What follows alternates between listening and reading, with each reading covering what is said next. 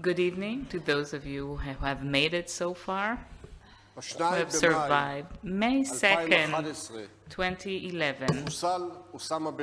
On May 2nd, 2011, Osama bin Laden was killed in an operation conducted by the Navy SEALs. Almost 10 years after the 9/11 terror attacks, this circle was closed under a different leader and in a different time. 9/11 was a watershed line in the US, just as the October disaster is a watershed line for us.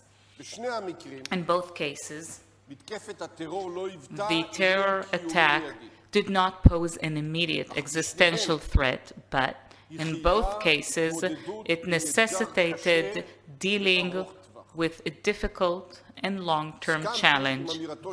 I agreed with the statement of the Prime Minister that it took the American a long time to fight against the terrorism of ISIS. And this will also be the case with Hamas. You cannot annihilate and obliterate an idea, but you can and you should destroy and annihilate the ability to execute this concept. You can harm them time and again until the threat is eradicated. And at the same time, you must be able to give rise to a different concept. This is our long-term mission in the Gaza Strip, a mission that will cross leaderships and change and pass from one generation to the next. And this is what I meant when I said that we must try for a genuine victory. We must consider it in terms of years, even a generation, and not in the terms of a political survival campaign that lasts several months. In order to achieve real victory, true victory, you need determination, unity, and leadership. Distinguished guests, my dear friend Amos Gilad, ladies and gentlemen, I look at you in the eyes, and I'm not here to smear lies or try to ease things up. It's going to be a long and difficult road. There are no magic solutions. At the basis of a true victory, there are several challenges that need to be addressed. The first challenge is dealing in the local arena with Hamas, and the first thing, which is an utmost priority, to bring back our hostages after 9 months of hell, and this is our leading moral objective. This is what we must do. Anybody who thinks that if we reach a ceasefire, then Hamas will no longer want to annihilate Israel, then that person is wrong. But we will also not forget the need to obliterate Hamas, and we will never forgive them for October 7th. After we finished taking apart the main military infrastructure of Hamas, it is now the time to bring back our hostages, even if it is for a heavy price. It will not be the end of the story, but rather yet another important chapter in our war on terrorism until we manage to overcome it and obliterate it. The second challenge is bringing back the residents of the North and of the South to their homes safely, securely, even if it would mean escalation.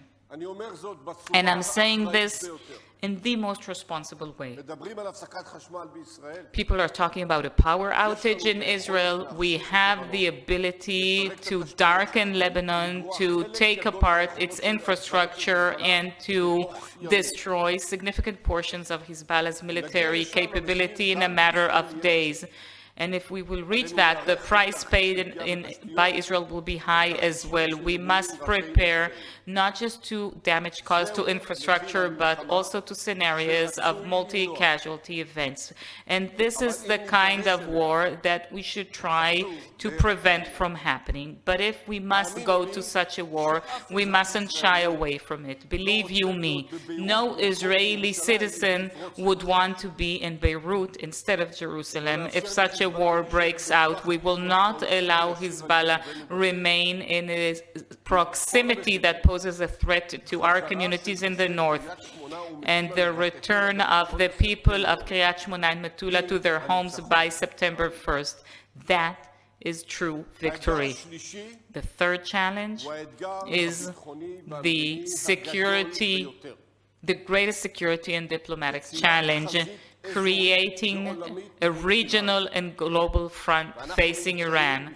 And we are at the threshold of an amazing opportunity which is still relevant, which will bring to a normalization agreement with Saudi Arabia and other moderate countries to turn what we started in my time as Minister of Defense, the Middle East Air Defense, a regional defense pact, to a ring that leads to the suffocation of the strength of Iran. We will get the U.S. to help upgrade Israel's military capabilities and its aerial supremacy, to do force design, to arm ourselves, and to prepare even for the doomsday of Iran's nuclear weapons capability. If there's one thing that we learned from October 7th, that is to listen to our enemies. And anybody who listens knows that we must prepare in defense, on the defensive, but mainly on the offensive.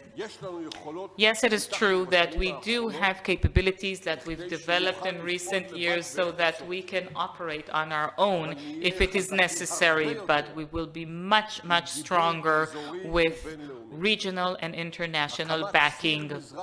The establishment of a Middle Eastern American-European axis that stands up to Iran, which takes away from Iran the achievement of weakening Israel's status and position in the region, that would constitute a true victory. And alongside all of that, the most significant challenge is the strengthening of our social and economic strength, to strengthen local industry, to bring in R&D centers, investment in advanced education in all regions of Israel, to establish the constitutional structure of the State of Israel and basic law legislation which will yield governmental and regime stability and will strike the right balance between the different authorities.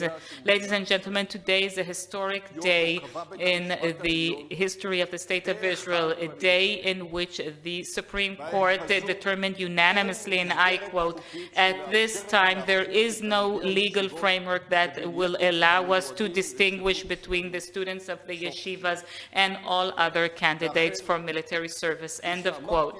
And as I've said on many occasions, we need to find a service outline so that everybody will be part of the service of this country in order to establish some basic national fairness so that we can survive all these difficult challenges which we face. I always respect the rulings of the High Court of Justice, and that is also the case today, but I'm concerned with the fact that we had to reach this situation because of political considerations in general and these considerations at a time of war specifically. Unfortunately, in our dialogue with the leaders of the ultra-Orthodox sector, we still haven't found the right and genuine outline. I cannot agree to any Israel laws, and nobody should do so, definitely not in a time of war. Our task is first and foremost to allow the IDF to rise to its challenges and to make sure that all Israelis serve, whether it's men, women, Arabs, Jews, ultra-Orthodox Jews. Just like I said, the National Unity Party under my leadership cannot be part of a government that continues to provide an exemption and does not provide a comprehensive solution to the issue of military service. In the government I will establish, I will insist on true service for both the ultra-Orthodox and the Arabs, and this is a national need that must be advanced even as it faces political pressures. This week, I met Lali, the mother of the soldier Saadia Deri of blessed memory, who was killed in action in the Gaza Strip. And she said to me that it is a privilege to serve this country, and this is exactly how this should be viewed.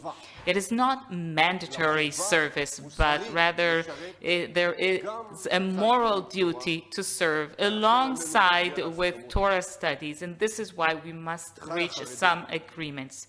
To my brothers, the ultra-Orthodox, I say, this is the time to come together and unite and to serve our people in its most difficult hour without abandoning the value of studying the Torah or abandoning your lifestyle. We are brothers and sisters, both in good times and in bad times. The assignments and the missions at hand are vast, and in order to indeed fulfill them, we must build a strong country that would give this generation the tools to be the generation of true victory. We will need some broad agreements, but we will also have to make some painful concessions. At this day and age, in order to rise to the challenges of the near future, we need a national consensus agreement, a broad and national government, so that in a decade we will not only find ourselves after we have targeted and killed Sinwar and Dev, just like the U.S. did with Bin Laden and his associates, but rather we will build a strong country so that we will, in order to change the balance in the Middle East, we must go for elections. I've already set a date, October, when it will be a one-year anniversary to the disaster. Any national leader who wants our victory, who wishes to guarantee our future, must agree to that. And a renewal of the trust between the people and the elected officials is the first step, the most important one on the road to true victory. Thank you very much.